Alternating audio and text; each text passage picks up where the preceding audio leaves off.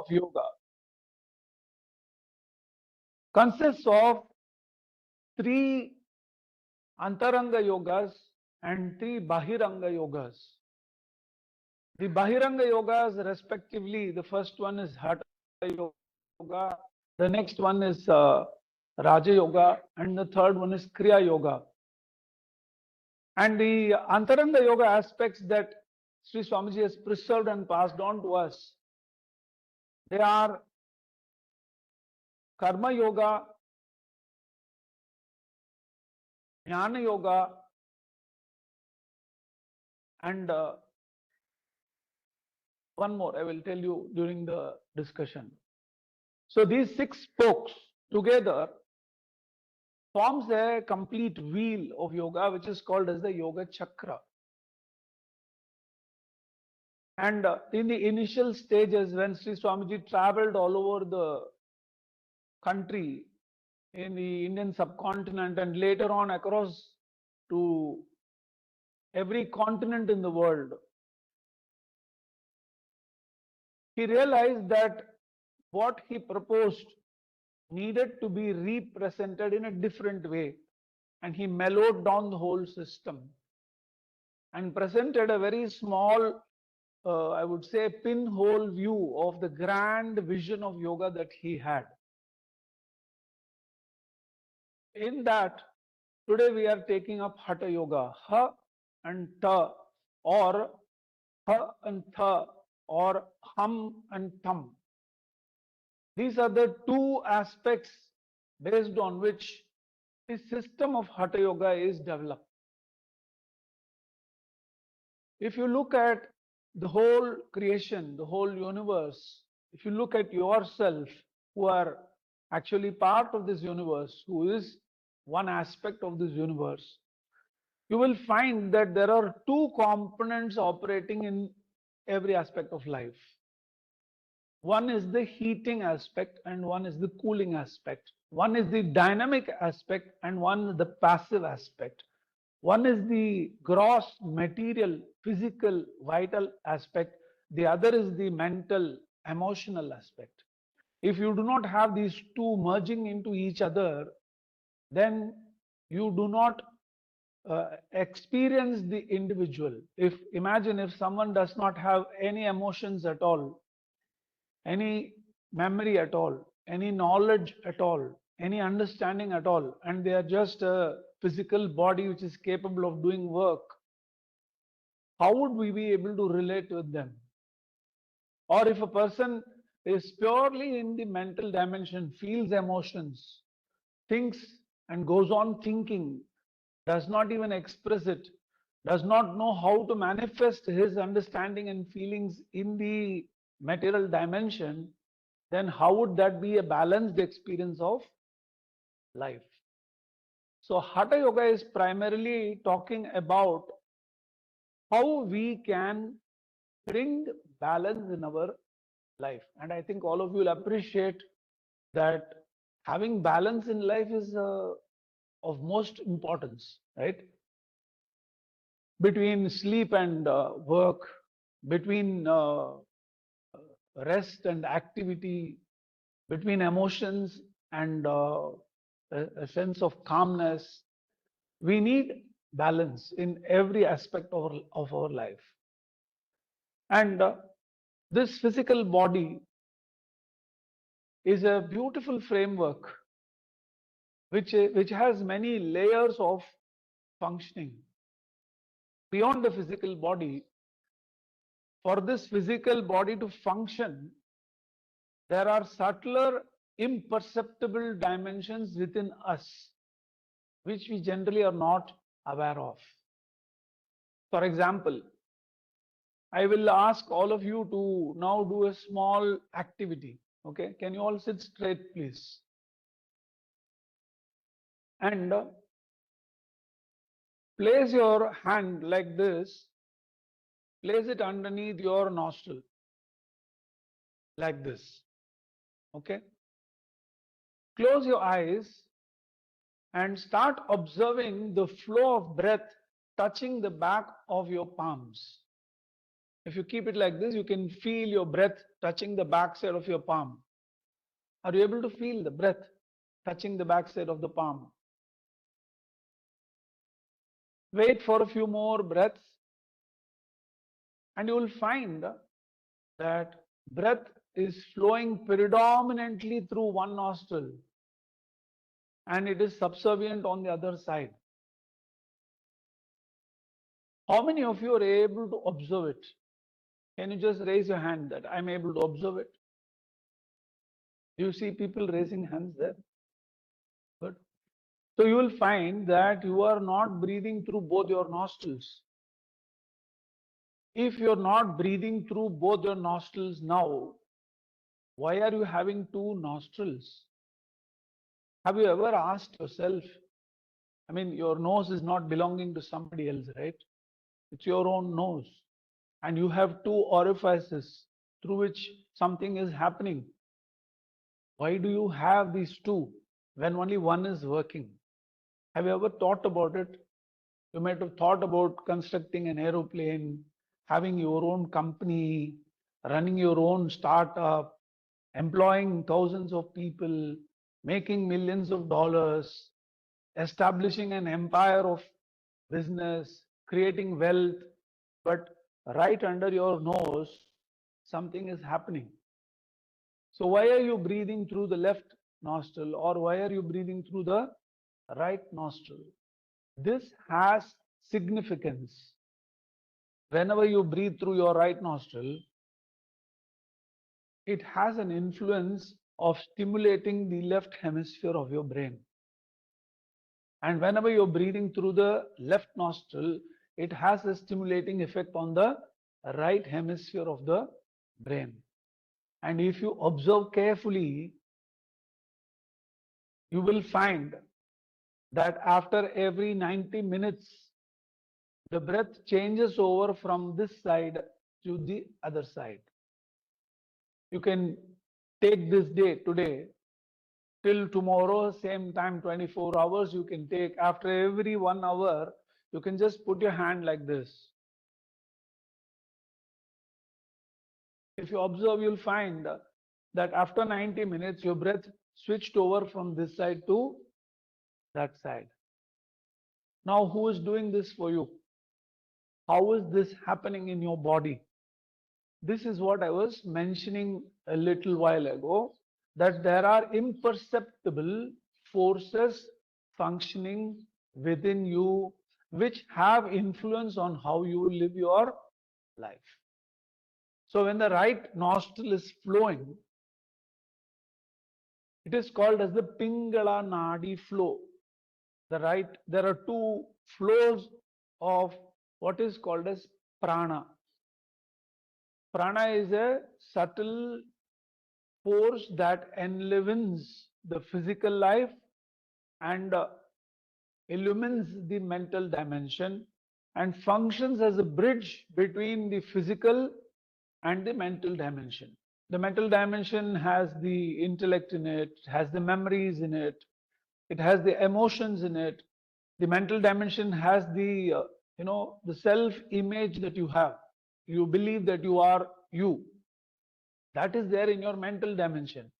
Then there is a bridge between that mental aspect and this body. This body is a expression of whom you believe you are. Why are you having a particular type of a mustache? Why are you having a particular type of hair? Why do you make yourself appear in a particular form? Why not you appear in some other form? Why not you have a curly hair? Why not you have a long hair? Why not you have no mustache? Why not you have a long dadi?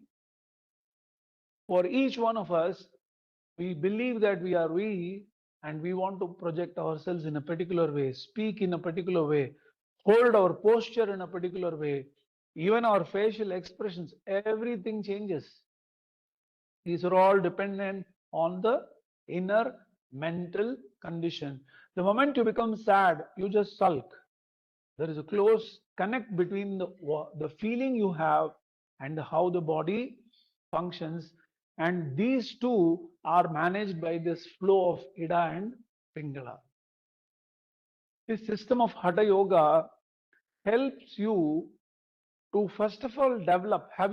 Till today, have you ever observed that you had two alternating breath flows happening right under the tip of your nose?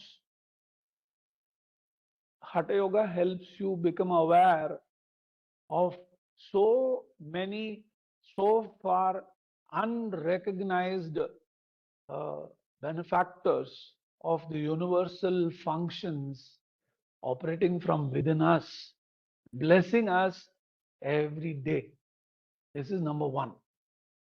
Number two, once you become aware of what components you're made of, then you have the opportunity to strengthen them.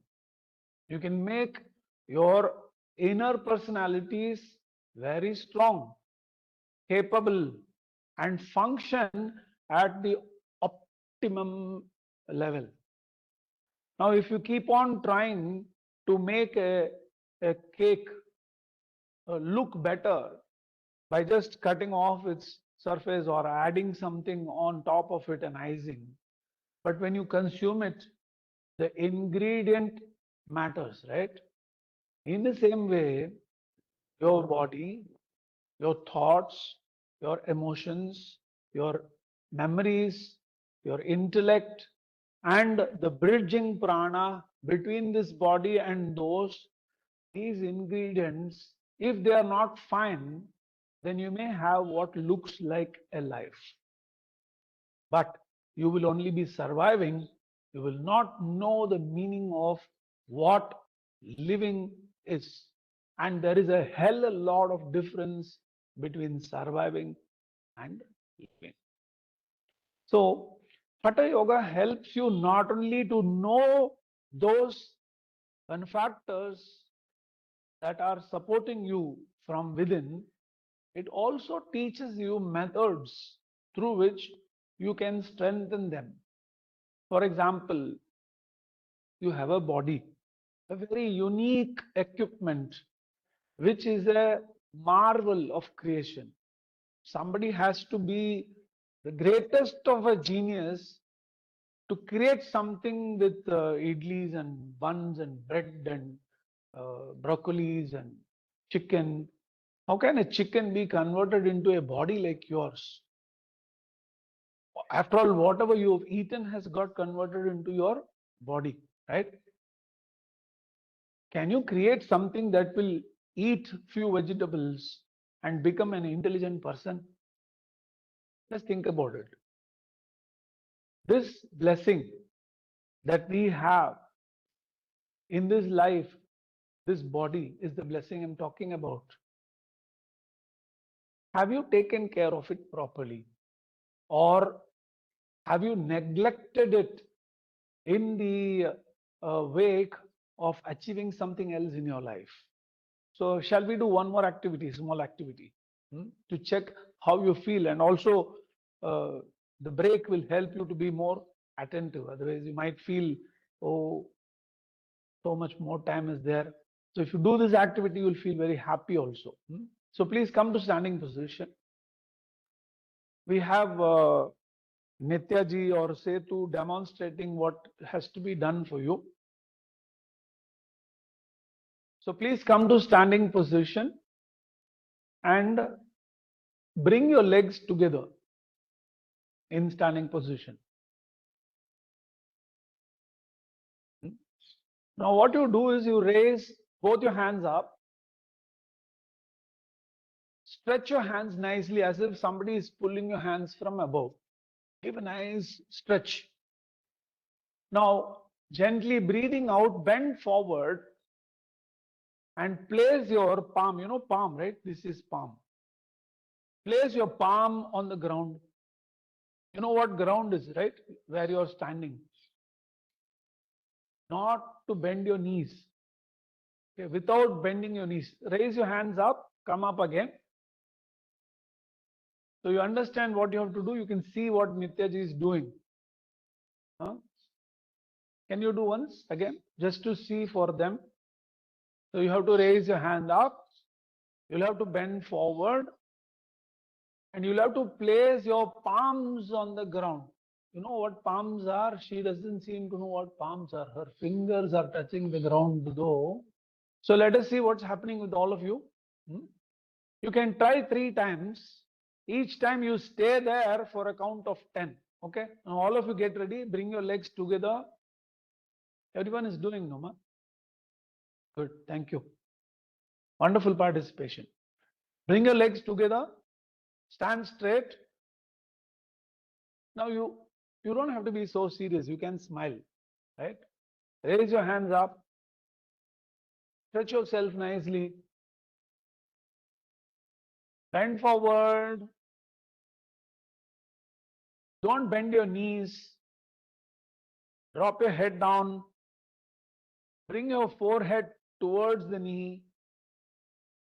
10, 9, 8, 7, 6, 5, 4, 3, 2, 1. Relax. Raise your hand up. Drop the hand down. You don't have to do 3 times. We don't have that much time today. Sit down now.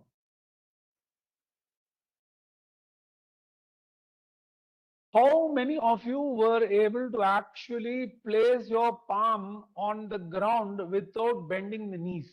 Can you raise your hand up? How many do we have? You have anybody? Couple of people are there. 4 or 5 people. How many are attending? 50 people. So 10% of the people or less than 10% of the people were able to actually. How many of you were able to see the floor? All of you were able to see it, right? Now, this is the condition of the body. You may be 30 years old, you may be 40 years old, you may be 50 years old. That's according to the date of birth. From the perspective of fitness, if you have not been able to place your palm on the ground, or if you're not able to touch the floor without bending your knees, you can consider that you are about 60 plus or 70 years old from the fitness perspective. What is your age now? Which age will you tell now? Your chronological age or your date of birth age, or will you say your fitness age now? How old are you? If you're able to place your palms on the ground, you can consider that you are as fit as a child.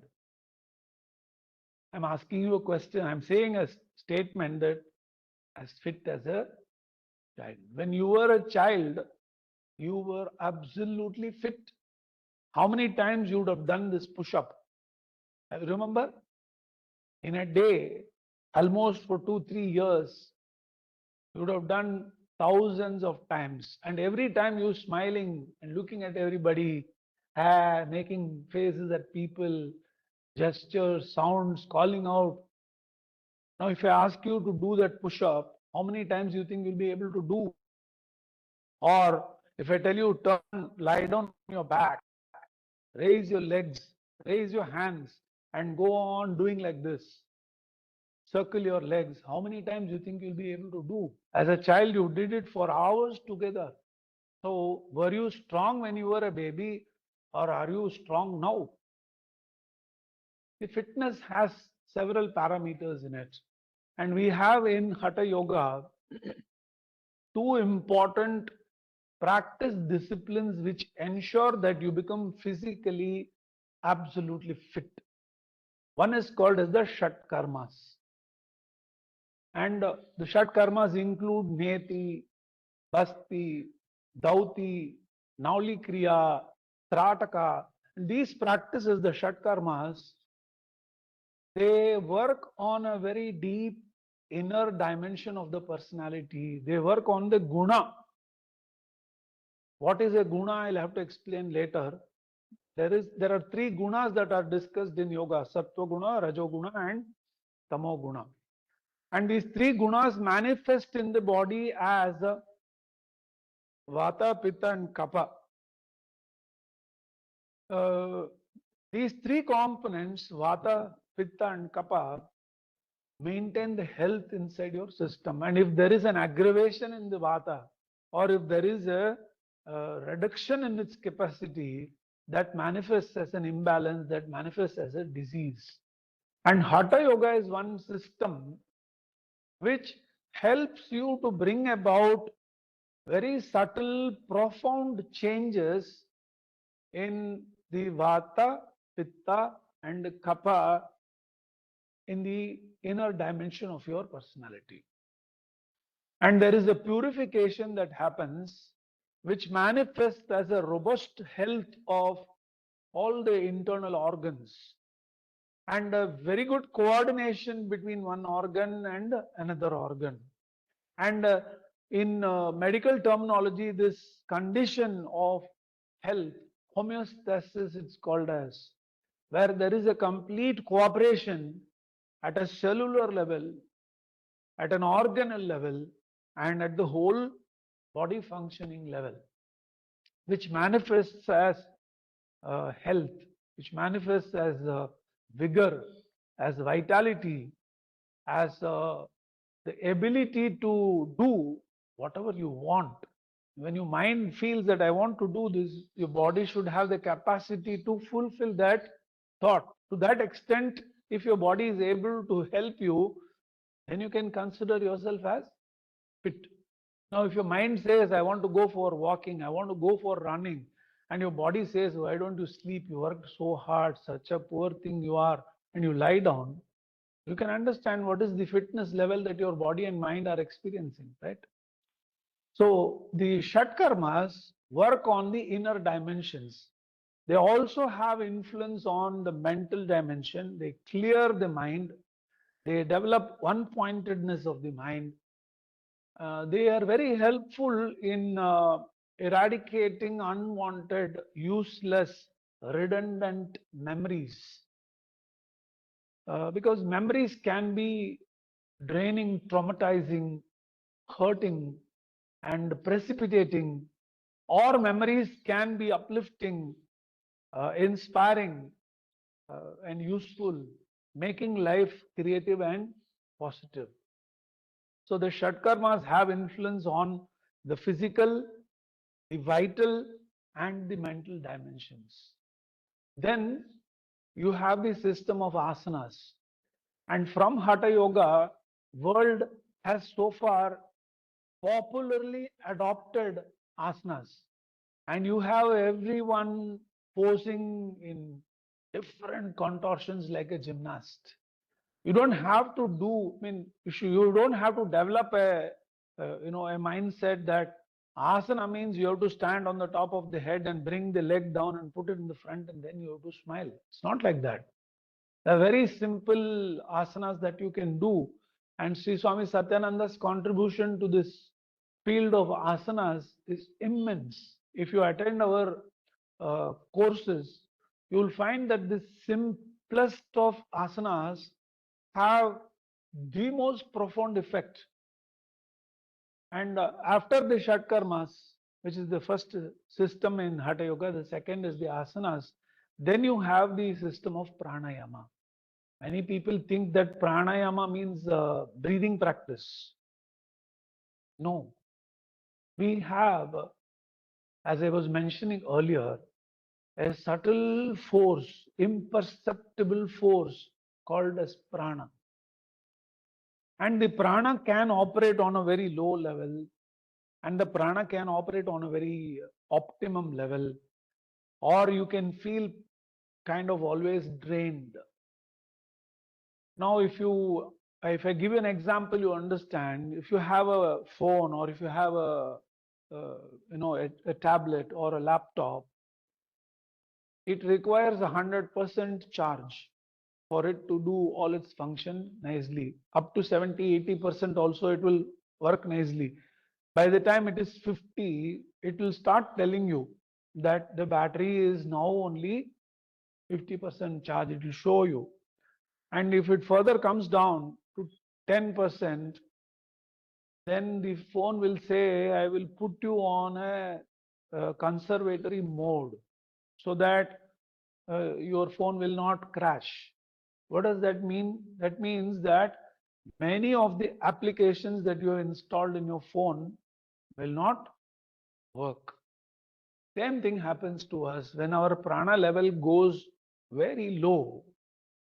we go into the sleep state, or we go into what is called as the muda state. Muda means the unintelligent state, where common sense is lost, understanding is lost, communication doesn't happen, creativity is not even visible, positive outlook of life is an impossibility, and everything looks dark, dreary, uneasy, disturbing, life threatening. You have a very gray or a red picture of life. If you just change the quality of prana, you don't have to give up your desires, you don't have to become disciplined, nothing is required. Just change your prana. And interestingly, you will find that your mind operates on a different mode. So this is very important thing, that that contribution that Hatha Yoga gives us. It gives you a deep, complete understanding of the dynamics of prana. Do you know that there are 10 different functions that prana is taking care of in your body? 5 major pranas and 5 minor pranas. All the 5 minor pranas are life-saving pranas. For example, cough, hiccup, sneezing, yawning, winking of eyes. All of them are related to the entry of some antibody into your system, and the body is protecting you by sneezing or coughing or yawning, so that you will not go through a debilitating effect that can threaten your health or life. And there are the 5 major pranas which take care of all the functions in the respiratory circulatory region, this area.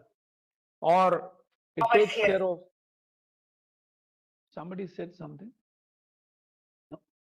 So the abdominal region, where you have the digestive and absorptional functions, where you gain from food, you transform that into the body, and then you send what is not required to the what is called as the excretory region, the utero. And then you have the downward operating force. So the upward operating force is called as prana, the downward operating force is called apana, and the force that is operating in the abdominal region, which is horizontally operating, is called samana. So like this, you have a complete system of education, yogic education, which can make you realize about these 5 different pranas, and they have influence on your mind too. The change in the mind affects these pranas. For example, if you become sad, if you become depressed, it has a very bad impact on prana. You're not able to breathe properly, you feel congested, and it can manifest as a disease like an asthma or any other pulmonary functional disorder, or it can affect the heart, and you may have a hypertension or any other ischemic heart disorder, like a heart attack can come, or systemic disorder where the heart is not able to pump properly. The rhythm of the lap tap, that how it has to happen, that is governed by pranavayu. If pranavayu is affected, heart functions are affected. And pranavayu is affected if you have a lot of worries, if you have a lot of anger, if you have a lot of emotion, frustration. These are all interrelated. But if you're able to change your prana, if I tell you don't be angry, you'll shout back at me, you keep quiet, you don't know anything. When somebody meaning well to you is telling you, why are you so angry, just relax. Do you say, okay, thank you, I will be completely relaxed? Do you say like that? Do you actually shout back at them? What do you know about my problem? If you don't shout back, also you get frustrated that you're getting advice from people that you should become calm when the person who's oppressing you is continuing to. Don't you become like that? So reason doesn't work when you're emotionally charged, and Hatha Yoga works. So if you are able to bring in these components of Hatha Yoga, the science of Prana Vidya and the system of pranayama, if you're able to use these, you're able to understand your pranas, if you're able to strengthen them through the practices that you can learn from a good tradition, then pranayama brings about changes at the physical level, because these respective regions of physical functions are directly supported by, powered by these pranas. And if your prana becomes very low, then you survive. You eat, you sleep, you reproduce, then you have fear and insecurity, and finally you die. But if you're able to raise the level of prana, then you develop camaraderie, leadership qualities. You develop the ability to have a vision, first of all, for yourself. You're able to have and project a vision for your family and make people accept your vision because it is meaningful. That is the quality of leadership, right? So if you want to be a great leader, the impact of pranayama on your leadership ability is something that has not been explored properly, because everybody is focusing on asanas. So pranayama is a great science. The third thing that I have talked to you about in the system of Hatha Yoga, the Shatkarmas, the Asanas, and the Pranayamas. And then you have the system of mudras and bandhas. Here, the practices move from a physical dimension into a pranic dimension. And Hatha Yoga talks about what are called as chakras and nadis. In works like Shat Chakra Nirupana, in works like Swara Yoga, Shiva Swarodhya, in Hatha Yoga Pradipika, in Gheranda Samhita, and other texts, there is reference of these centers which are called as chakras. You can think of a chakra like a transformer. You know, you have transformers for a building or for a community or for an area which distributes power. The high tension cable that go or the underground cables that go, they have very high voltage of power. But what you require for your gadgets at home is just 120 volts, right? In India, it's about 240 volts. So the transformer has something like 24,000 volts, but the transformer functions as a reductioning force. It enables the 24,000 volts to be reduced to 240 volts, which can help this light to function. Now we are using an LED light.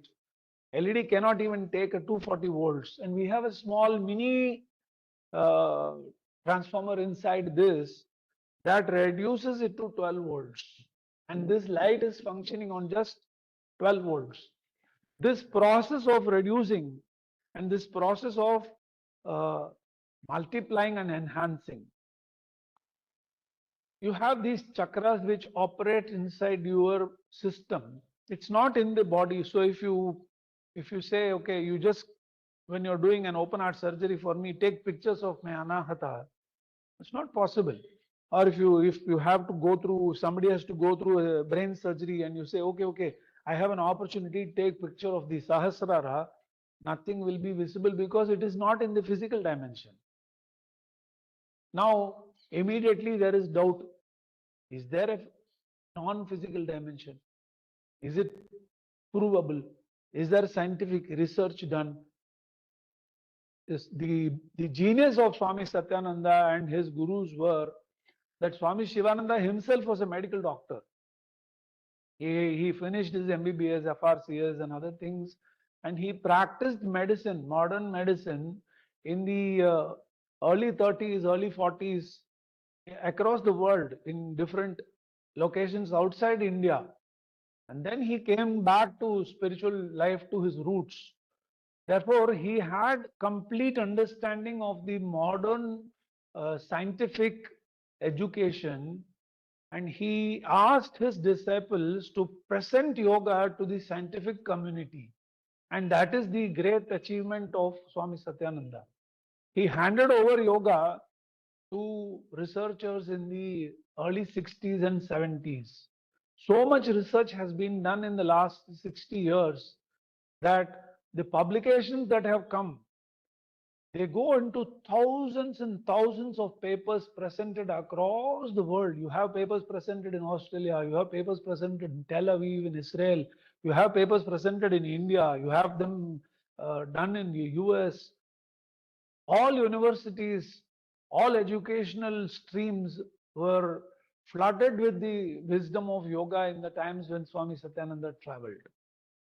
So there is ample evidence that proves that the practice of pranayama has an impact on the subtle, physically imperceptible, gadget cannot capture, but there are methods in which they were able to prove that the dimension of prana gets strengthened when you do the practices of mudras and bandhas.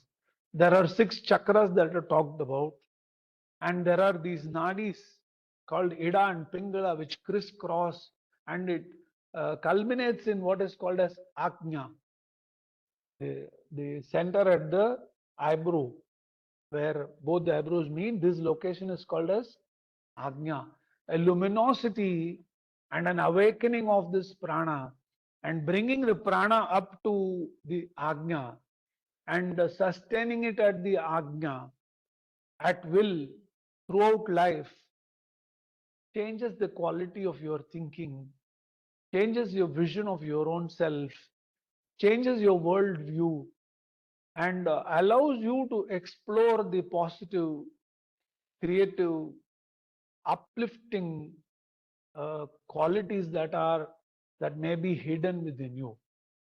This is the introduction that I think we can give to you in a short session like this.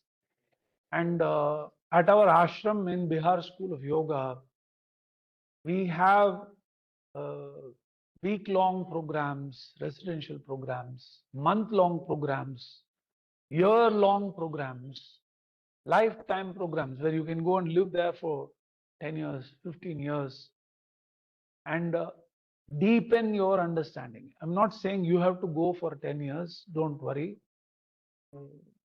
That's not what I'm saying. Saying such knowledge is available.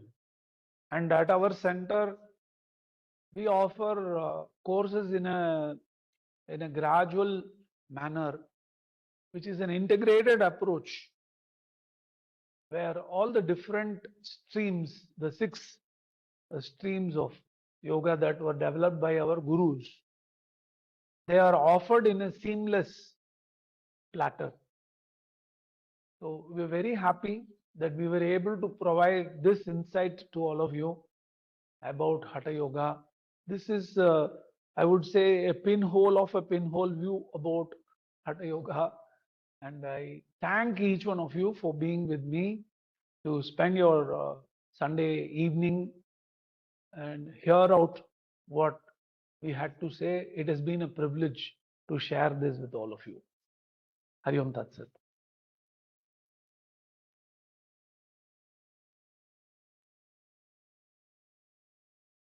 Hari Om Tat Sat. Thank you, Shiv Rishiji. Prabhaji, do you have any questions from the chat? We can open it up for Q&A. Hari Om. On behalf of everyone that has gathered here, I would like to offer our humble pranams to our Guru, Sannyasi Shivarashi, for guiding us through this session and introducing us to the beautiful world of Hatha Yoga. We're going to open the forum for questions, and I have a few items I'd like to go through. We're going to have questions in two forums. The first one would be, you can raise your hands and you can directly ask a question to our Guru. Or the second one, you can type it in the chat and I will be able to collate those questions for everyone. Please focus on the content that was discussed today. When you ask your questions, it will become more relevant and easier for you and all of us to understand. If there are questions regarding the webinars, and what the next one would be, what topics would be covered, we will be addressing and sharing that with you separately. So you don't have to bring up those questions in this forum. And we will also be sharing a recording of this WebEx should someone in your family or your circle of friends be interested in that. We will be sending out a feedback form to get your views and also share your interest if you're interested in joining programs with Satyananda Yoga. So I'm going to open the forum first to people to ask questions directly. Please raise your hands so Nitya ji will be able to help unmute you so you can go one by one.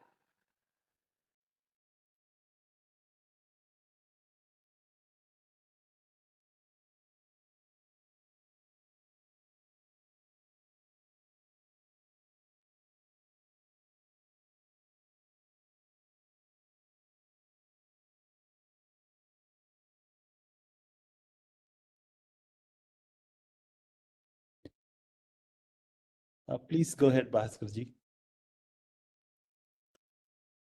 Okay. I don't have any questions, but I just wanted to say thanks and pranams to Jai Gopalji.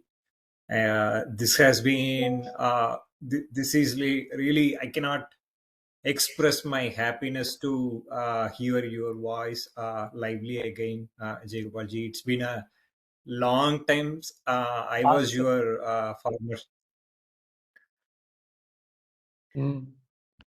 So this has been a very long time, but I was student of yours for a very short time, and this has been really great to hear your voice again, and I would like to continue this journey again.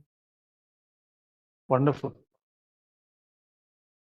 So to hear your voice and have you participate in the program, Bhaskar? Yes, Ji. I was part of the Pradama Shibiram in I think 2004, 2005.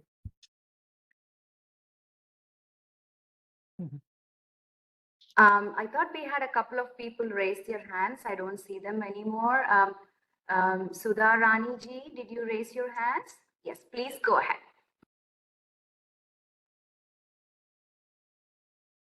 You are on mute. Sudha ji, you're on mute. Hariom ji. Hariom. I have a small doubt regarding Shatkarmas. Like it has been told as the first component of the Hatha Yoga, but what we know from the center which I learned was like one has to be really taking few days like to have a balance and then go for Shatkarmas. I think so that is correct. Yeah. So can I respond now? Yeah, yes. While we say that the Shatkarmas are the first set of practices that are presented, we find that people are very weak or incapable of doing certain practices that are required in the Shatkarmas. And in such cases, we take the force of understanding, expertise, and common sense. That is why Yoga is something that you should not do on your own. The teacher, the acharya who guides you will understand your present condition and based on that guide you.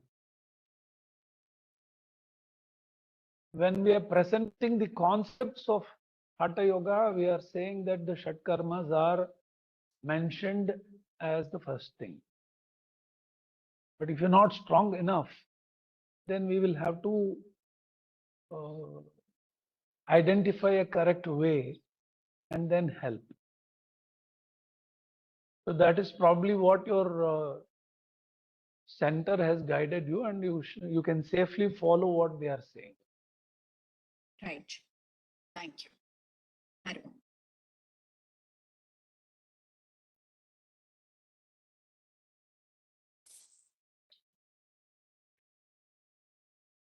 So there's one more question from Balaji on the chat. If someone is on any medication, like Ayurvedic or allopathic, how would you recommend they integrate it or reduce it for any chronic condition like diabetes or high cholesterol? The consumption of medication should not be stopped. And the practices of Ayurveda, the practices of modern medicine are based on an understanding of the inner functionings and manipulating them, guiding them to function in a better way based on their own system of understanding of the body. So when you want to undertake a yogic approach to it, you'll have to let know that your physician, your doctor, that you're taking this course, you're going to do these practices. Most of the practices are introduced with understanding by the yoga teachers. For example, if you have a hypertension, then you can't do certain practices to begin with. You'll have to take care of bringing the blood pressure levels to normal through some other practices, and then introduce the practice that is actually required for you. So there has to be a collaboration and understanding between your yoga guru and your medical practitioner who is guiding you. And the practices are designed in such a way, yoga views the body in a very unique way. It does not look at removing a particular organ or stopping use of a particular organ, or it doesn't look at a weak dysfunctional organ as the starting point. It, for example, it improves circulation, it improves respiration, and then it has an impact on digestion. Instead of directly working on stomach, it works in a holistic manner. So if you are connected with a good tradition that has established a good system of practice, then you will be guided properly for each of the condition in collaboration with the system of medicine that you are following. I hope that helped, Mr. Balaji.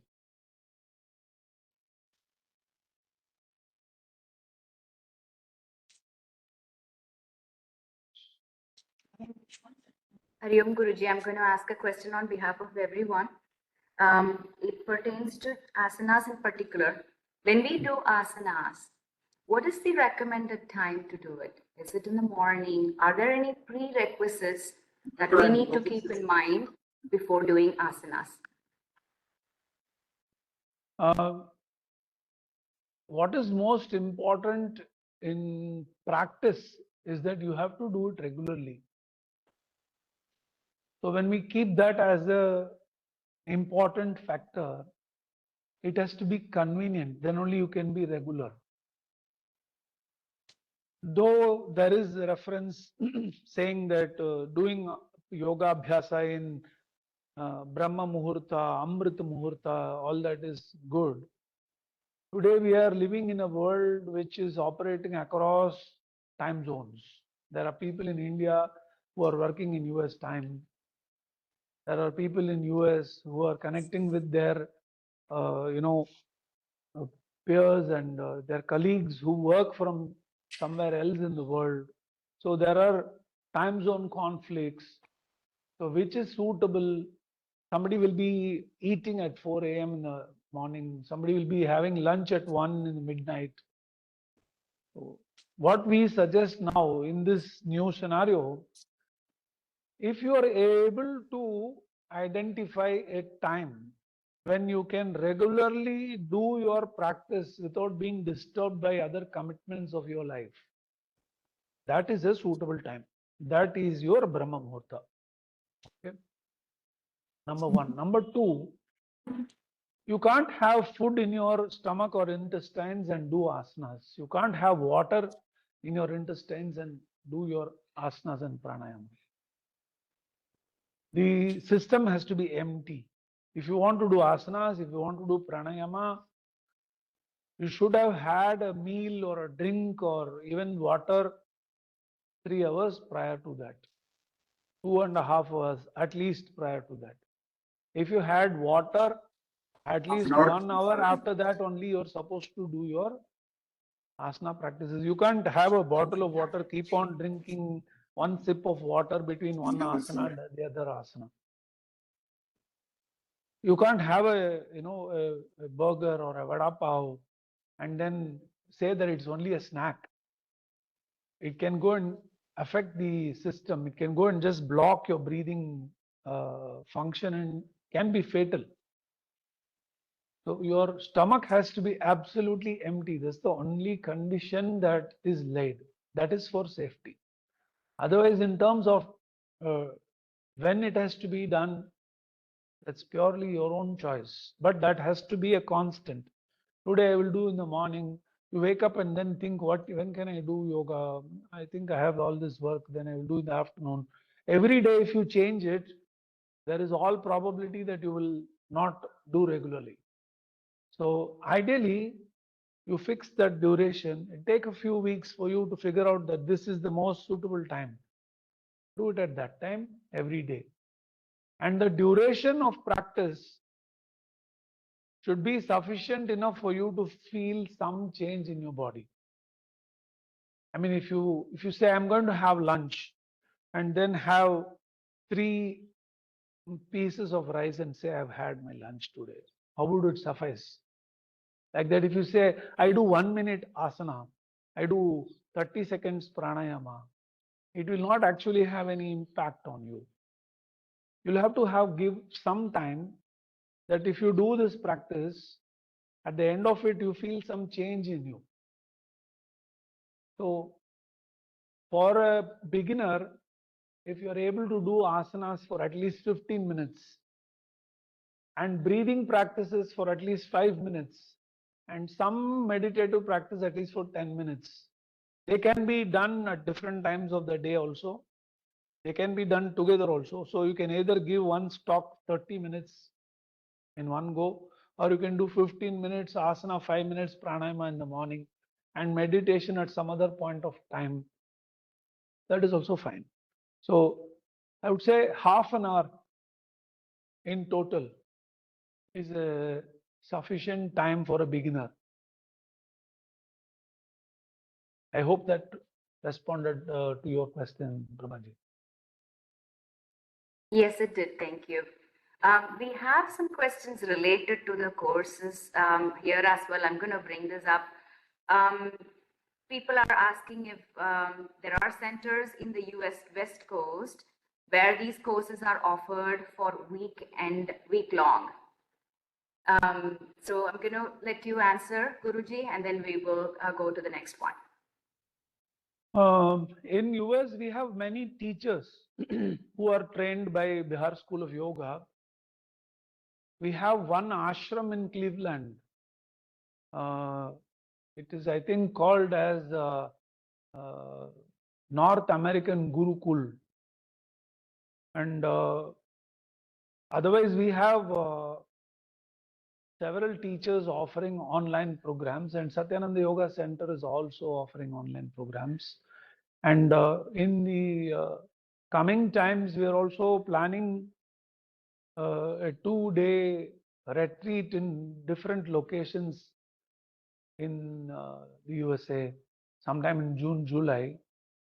We can share a note to all of you on the web links for our ashram, for our center, and you can connect with us and ask further queries on courses.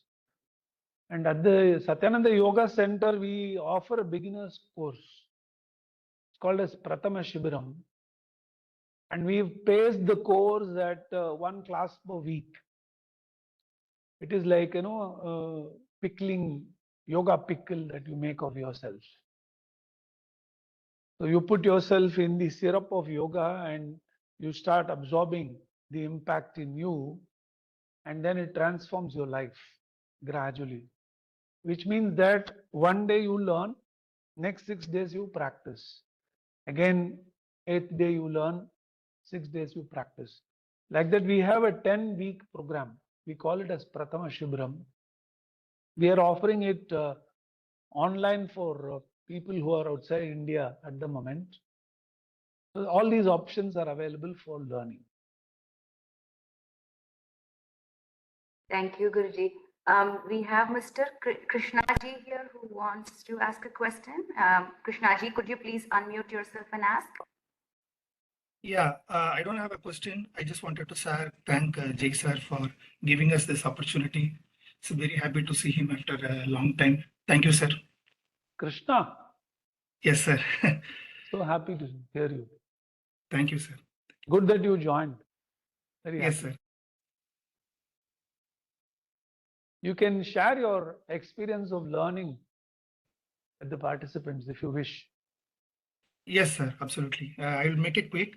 So, like, I'm always been a student of Jay sir, Shivrishi for the past 20 years. So I was thinking about all those memories today before joining. I met him as a 20-year-old young boy. Now I'm 40 years old. So I've been like, it's a very blessing. So if this is the first time you are seeing Sannyasi Shivrishi ji, I will tell you he is a Siddha Purush that we are very blessed to even see, to learn from, to live with. Is a great opportunity. And the Bihar School of Yoga is also like, yeah, there is no comparison. It's a home for the yoga aspirants and people who want to improve their spiritual life, who want to improve. It is the home for everyone.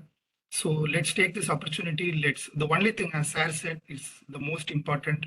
I can vouch for that, is the consistency is the most important key. Even 5 minutes, 10 minutes, half an hour, just be consistent and always have the connection with our Guru Parampara.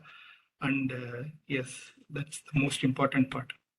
Krishna used to work in a software company and he was posted in Kolkata.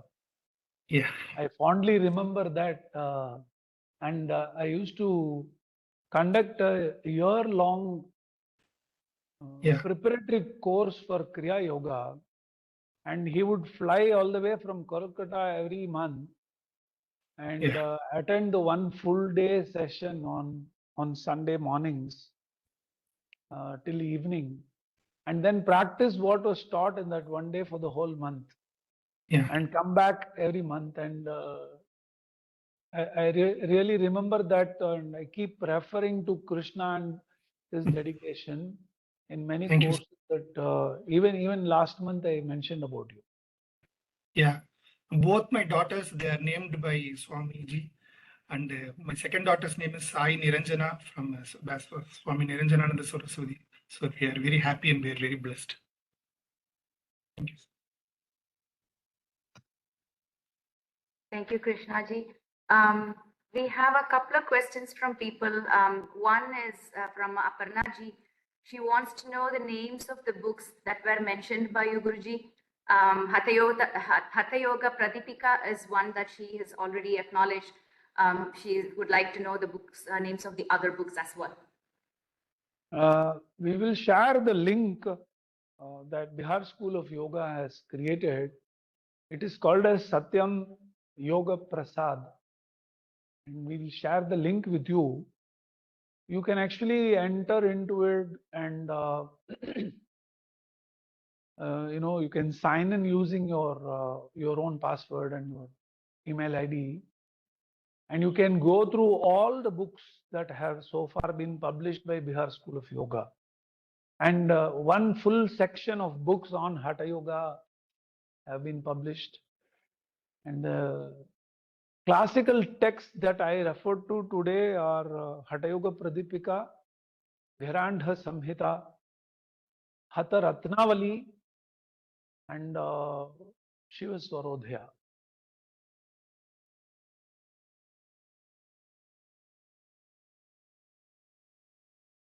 Thank you. And Mr.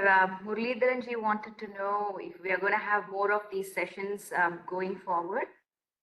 So like I said at the beginning of the, like Mr. Sethuji brought this up, we will have more sessions. We will be able to share the topics of those sessions. It will be conducted roughly once every month. We'll be able to share the dates, the time, and the topics going forward. I think the topic for December is Introduction to Prana and Pranayama. And I think the date has been decided on 19th December or 15th December.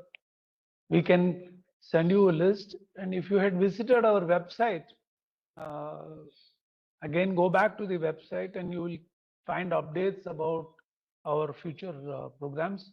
Once every month, we are planning to have different webinars on different topics. Guruji, if I'm allowed to add one more thing. So roughly the webinars will happen on the third Sunday of every month at the same time, 4 p.m. Pacific time. And like Guruji said, there is a website where we have lined up all the topics. So we will send it to you also as a part of the post-webinar communication. So please, we'd highly encourage you and to attend them and also share it with your friends and family.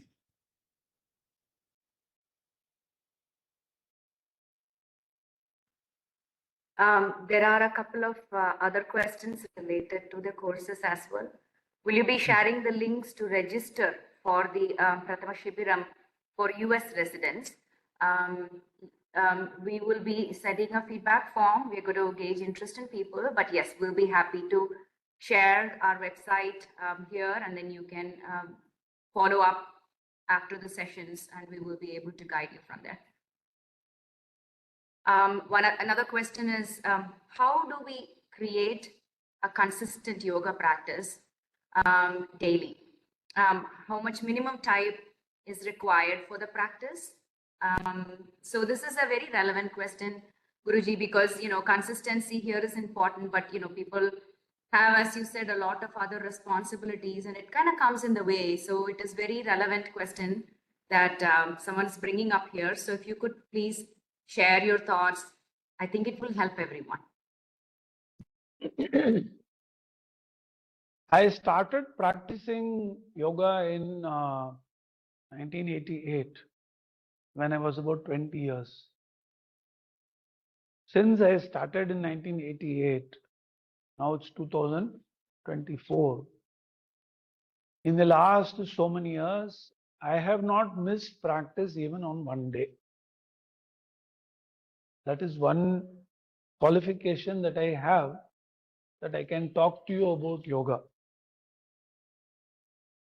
And this was possible because in the initial 1 year, when I did my practice, I had such wonderful experience. I think the proof of the pudding is when you eat it, right? So you have to have a meaningful and an uplifting experience of, of the system of yoga, for which you will have to engage with it for some time. Our Parama Guru Swami Satyananda used to say, give evolution a chance. The system is willing. The body is willing to heal itself. The mind is willing to upgrade itself. But it is you who have to give it a chance.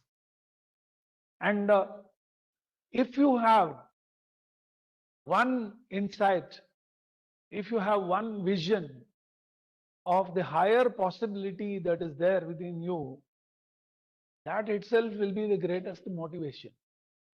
Now, if you do not want to, look at that, then you can understand from a very negative perspective. Like, you use the carrot and stick method for motivation.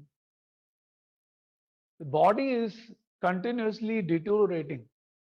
I do not know what your age is, the person who is asking this question.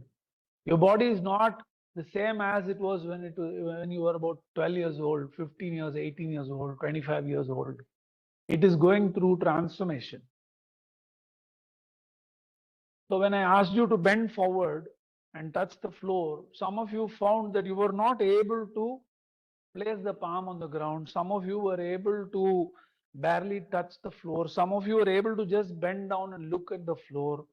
And when you were trying to do that, you might have observed that there are certain parts in the body, back of the thigh, or the gluteus muscles, or the upper back, mid back, lower back, near the neck or shoulders or abdomen. You might have felt a pulling experience of a tightness. If you had experienced that, again, you can even try. Bend forward without bending knees. You bend forward and try to place the palm on the floor. You will find certain locations in your body where stiffness is experienced. That means in those locations, your muscles have actually shrunk. The normal length of the muscle, which should be, is reduced. And for 90% of people, the muscles that are over here, the facial muscles, that has shrunk. That is why they become grumpy with experience in life.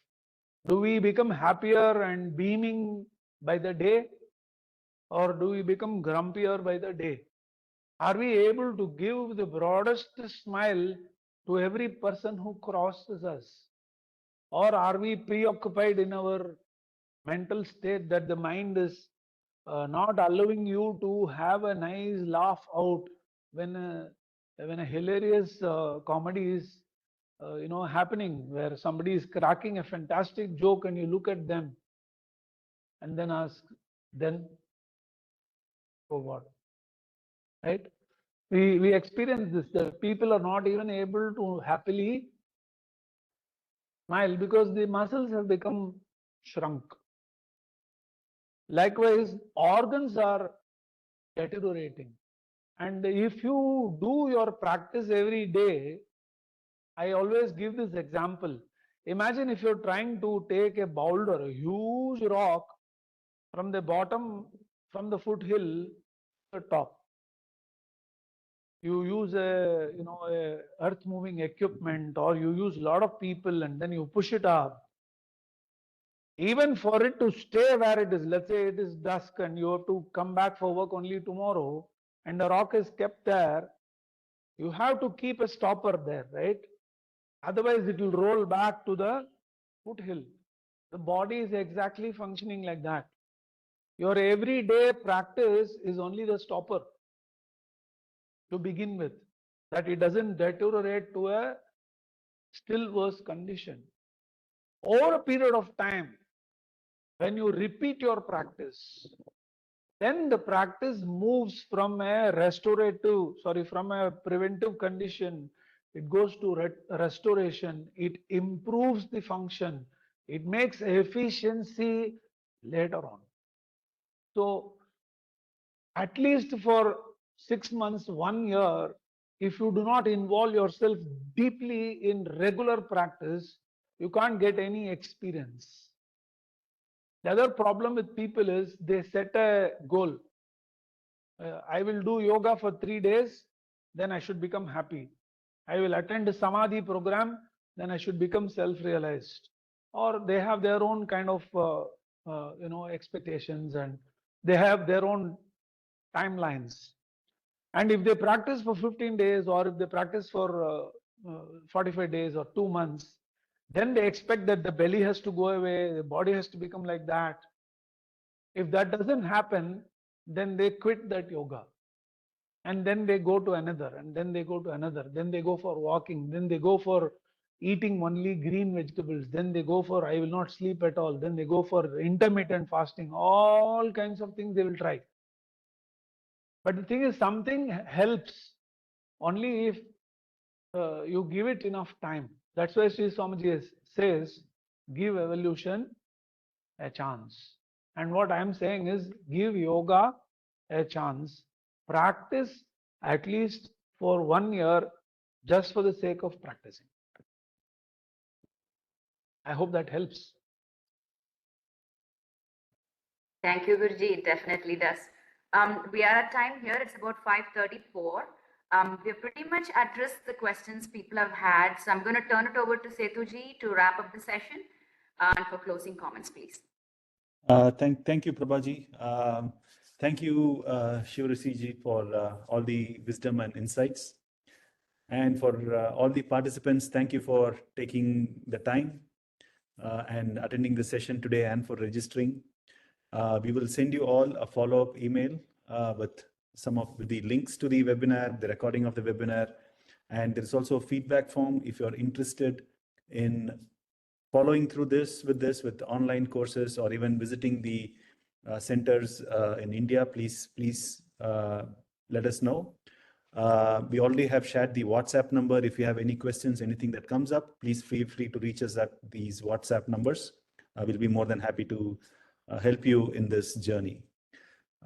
With that, we can probably wrap up.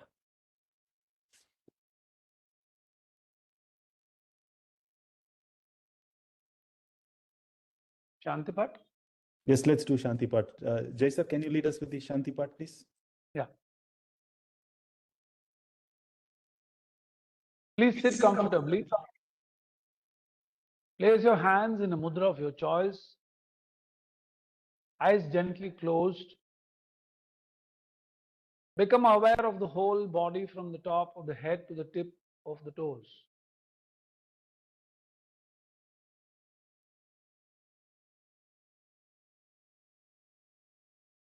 Gradually turn your awareness from the body to the breath.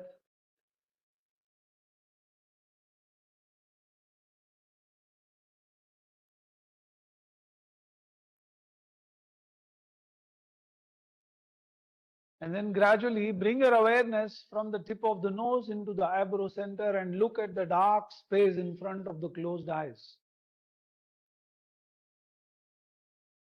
In front of your closed eyes, at the level of your eyebrow center, you see a dark mental space. In this mental space, dark space called Chidakasa, visualize the beautiful image of your mother.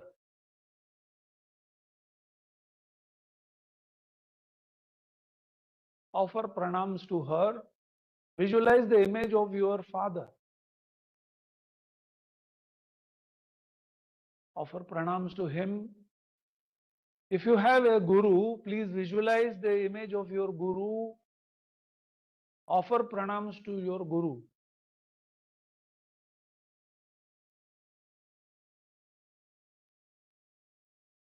We will chant the mantra Om together 3 times. Please breathe in deeply. Oh.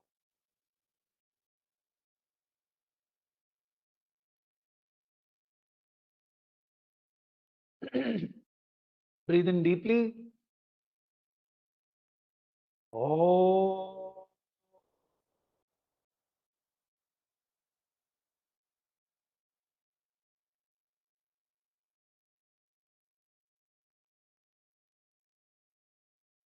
And again, breathe in deeply. Oh.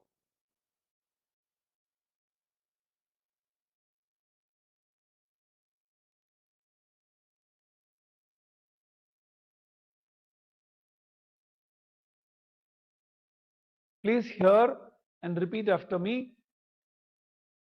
Asato ma sadgamaya. Tamaso ma jyotirgamaya. Mrityorma amritam gamaya. Om Shanti Shanti Shanti.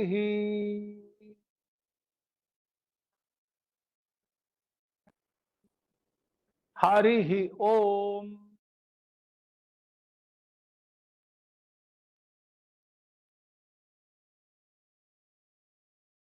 Hari Om Tat Sat. Please rub your palms, place them on the eyes. Feel the heat pass from the palms into the eyes. Good night to all of you. Hari Om Tat Sat. Thank you so much, Ji. Hari Om. Hari Om. Thank you. Hari Om.